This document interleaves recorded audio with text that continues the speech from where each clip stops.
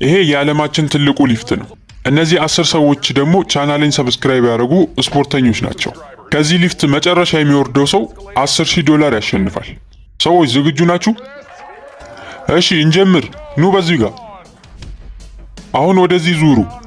ውድድሩን ለመጀመር 3 2 1 ጀምሩ።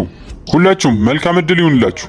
ያለነው በአሜሪካ ላስ ቬጋስ ሴርካ ሪዞርት ውስጥ ነው። እዚህ ቦታ ላይ 10 ተወዳዳሪዎች አሉ። የእሳት አደጋ ሰራተኛ፣ አዳኝ፣ ስፖርተኛ፣ ባስኬትቦል ተጫዋች። ባስኬትቦል ተጫዋቹ ከአባቱ ጋር ነው የመጣው። እዚህ ጋር ደግሞ የደረጃው ንግስት አለች። ስራዋ በሙሉ ደረጃ ላይ ነው። እንዲሁም 2 ተደባዳቢዎችም አሉን። አስተማሪም አለ።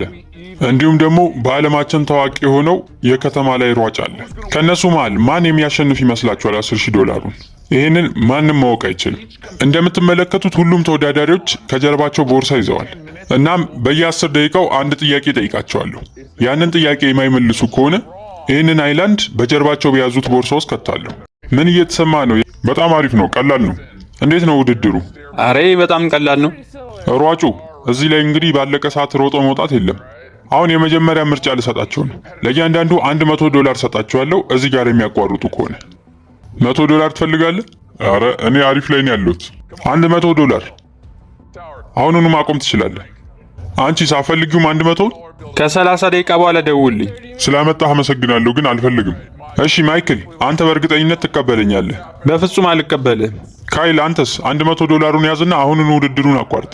አልፈልግም፣ አልቀበልህም። ከ10ሩም ተወዳዳሪዎች መሃል አንድም ሰው ይህንን ብር ይዞ ለመሄድ አላሰበም። ስለዚህ አሁን የመጀመሪያ ጥያቄ እንጠይቃቸዋለን። 1 ጋሎን ውሃ ምን ያህል ይመዝናል ነው የመጀመሪያው ጥያቄ። ወደ ኪሎ የቀረበ ሰው ይቆጠርለታል። 1 ጋሎን? አዎ 1 ጋሎን ስንት ኪሎ ግራም ይሆናል? 40 ግራም አካባቢ ቢሆን ነው። ጭራሽ ነው ያልቀረበው። 1.3 ኪሎ ግራም አይደለም። 1 ጋሎን ውሃ ምን ያህል ይመዝናል? 1 ኪሎ ግራም? አይ አይደለም፣ 3.5 ኪሎ ግራም። በጣም ጥሩ መልሰዋል። 2.2 ኪሎ? አይደለም፣ ተሳስተሻል። ስንት አልከኝ? 3.5 ኪሎ። በጣም ጥሩ። ስንት ይመስላል? 9 ኪሎ? ኧረ 3.5 ኪሎ። በጣም ጥሩ። ስንት አልክ አንተስ? 3.6። በጣም ጥሩ፣ ልክ ነህ። 3.5። በጣም ጥሩ። አሁን የተወሰኑ ተወዳዳሪዎች ላይ ክብደት እንጨምራለን። እናደርገዋለን። ምንም አትጨናነቁ። ታላቁ ግንብ ላይ እየተራመዳችሁ እንደሆነ አስቡ። ዝም ብላችሁ መራመድ ነው። ቅድም ጥያቄው ላይ 1 ኪሎ ብለው መልሰው ነበር። እንደዚህ መመለሳቸውን በፍጹም አይወዱትም። አሁን ቅድም ጥያቄውን ያልመለሳችሁ በሙሉ አሁን ቦርሳችሁ ውስጥ 1 ጋሎን ውሃ ይኖራል። ያዘ ይህንን ጋሎን፣ ቶሎ በል። ጥሩ አይደለም ይሄ ነገር። ታገይ፣ ረጅም መቆየት ትችያለሽ። ቀጣይ የማቀርብላቸው ደግሞ ይህንን አስገራሚ የሆነ መነጽር ነው። የሆነ ሰው ይዞት ሄዳል ብዬ አስባለሁ። ምን ነው ደከምክ እንዴ? ትንሽ ረፍት ለማድረግ ነው። ኤምሌ $220 ለሚያወጣ መነጽር ታቋርጫለሽ ውድድር? መነጽር? እኔ መነጽር አላረግም። በጣም ምርጥ ተደርጎ የተሰራ ነው። እሺ እንዴ፣ እሺ ብላለች። ልታቋርጥ ነው። በእርግጠኝነት ቀጣይም የሚወጣውን ሰው አውቄዋለሁ። ግን በርታ። አሁን 9 ተወዳዳሪዎች ቀርተዋል። እሺ ምን እየተሰማህ ነው? አረ ምርጥ ነው። ቀላል ነው። 9 ተወዳዳሪዎች ብቻ ናቸው የቀራችሁት።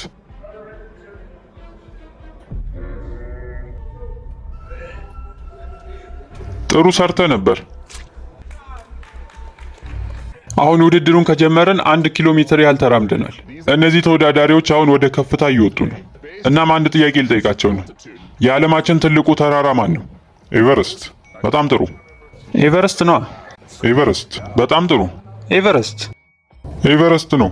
እሺ አዎ፣ ሁሉም መልሰውታል። ያንን ውሃ ቦርሳቸው ውስጥ ከመክተት ተርፈዋል። ምን እየተሰማ ነው? በጣም ቀላል ነው። $200 ልስጥና ታቆማለህ ውድድሩን? ለትንሽ ወስደው ነበር። $200 ታቋርጣለህ? ይዟለሁ። አዎ ወስዷለሁ።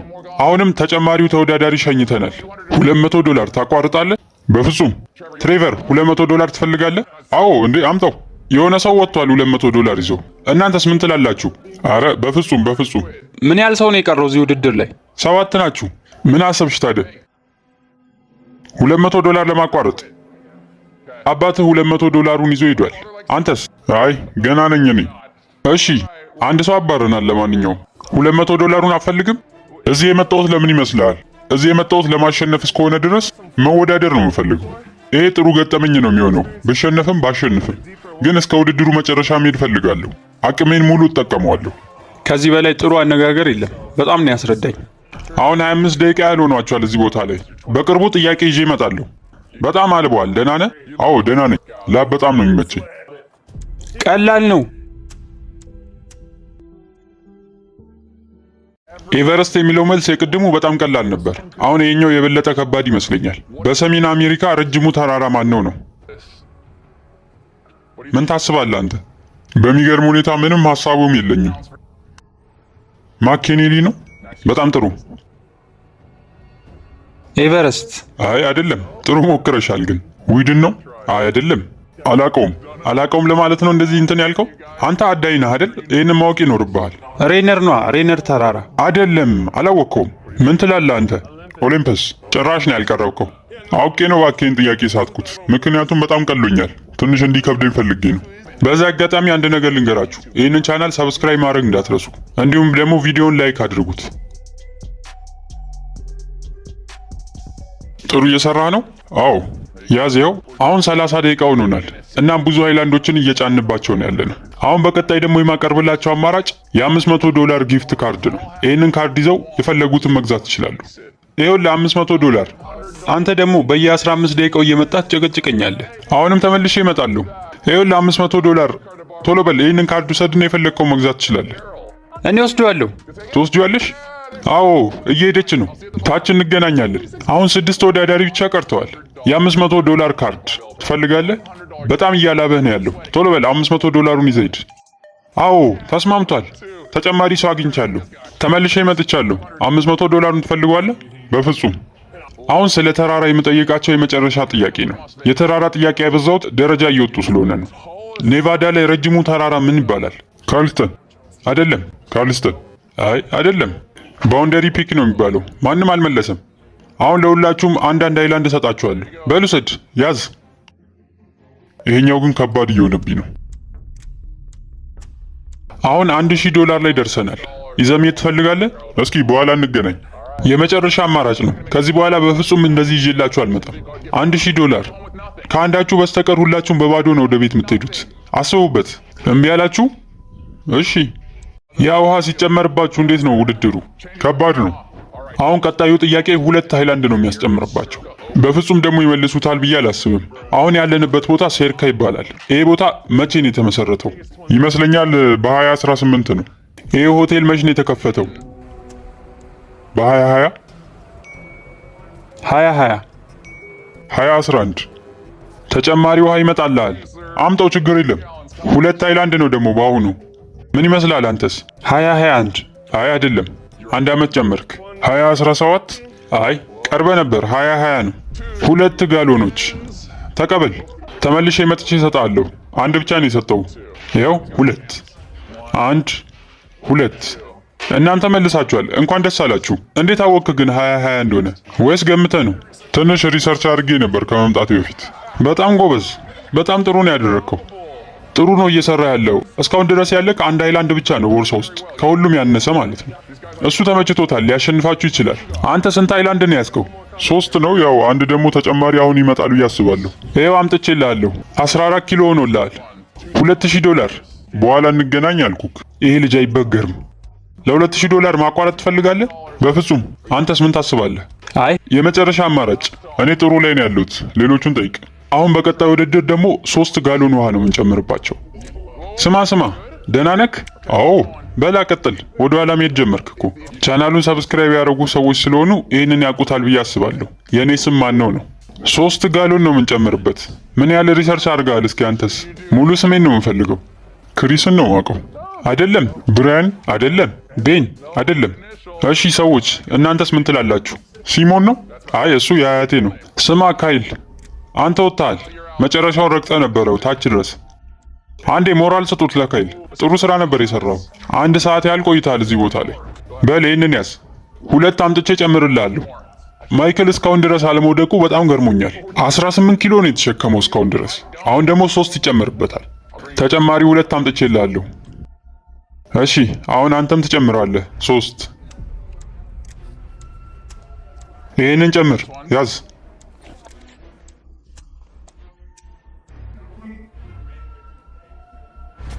ወይኔ ደህና ነክ? እንዳትወድቅ። ግፋ ግፋ። በርታ። ጥሩ ላይ ነው ያለው። በጣም ደግሞ አስጠሊታ ነገር ይዤልህ መጥቻለሁ። ተጨማሪ 2 ታይላንድ አለብህ። በል በርታ። በጣም ጥሩ ነበር የሰራው። ጎበዝ ነህ፣ በጣም ጎበዝ። እስከ መጨረሻው ተፋልመሃል። አሁን 3 ተወዳዳሪዎች ብቻ ቀርተውናል። ውድድሩን ስንጀምር በ1 ሰዓት ውስጥ እንጨርሷለን ብለን ነበር። ነገር ግን በጣም ተፋላሚ ናቸው ሰዎቹ። አሁን ግን 3 ብቻ ነው የቀሩ። የእሳት አደጋ ሰራተኛው፣ ክሮስ ፊተሩና እንዲሁም ደግሞ የከፍታ ተወዳዳሪው።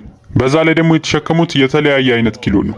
ፊት ለፊት ያለው ተወዳዳሪ በጣም ጥሩ ላይ ነው ያለው፣ ምክንያቱም የተሸከመው 4 ብቻ ነው፣ 14 ኪሎ ብቻ ማለት ነው። እኔ ማይክ እባላለሁ ከላስ ቬጋስ፣ የሰውነት አካል ብቃት አሰልጣኝ ነኝ። ስሜ ሻውን ይባላል። የከፍታ ተወዳዳሪ ነኝ። ስሜ ሳውየር ይባላል። የእሳት አደጋ ሰራተኛ ነኝ። አንድ ነገር ግን ልንገራችሁ፣ እኔ በጣም ጠንካራ ሰው ነኝ። ይህንን ውድድር በቀላሉ ነው ማሸንፋቸው።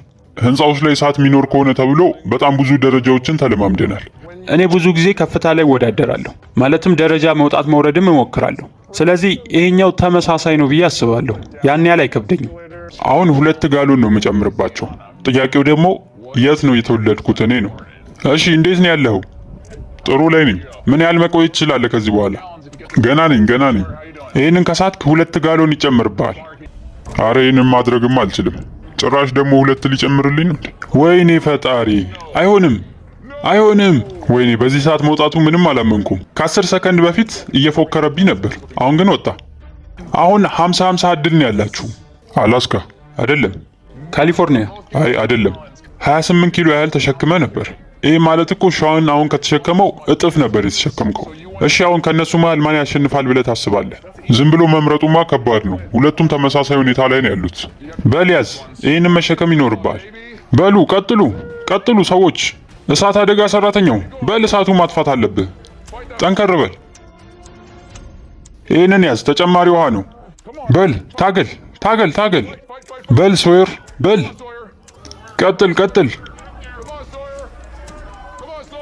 ቀጥል። ማድረግ ትችላለህ ሶየር።